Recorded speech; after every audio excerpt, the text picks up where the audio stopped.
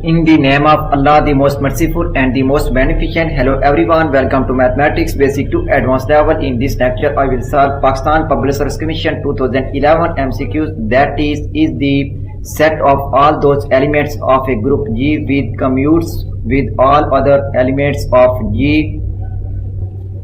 Solution, that is the center G into G, that is center of group of a group G is the subset of element in G that commute with every element of G. In simple, center of group G is equal to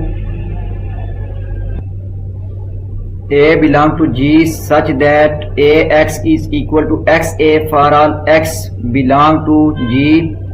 So option B is correct, center of group. Also note that center of group G is the normal abelian subgroup of G, which is the required solution. If you like my lecture, then please subscribe, share, like and press bell icon for latest update on my YouTube channel. Thanks for watching my YouTube lecture. Okay, Allah Hafiz.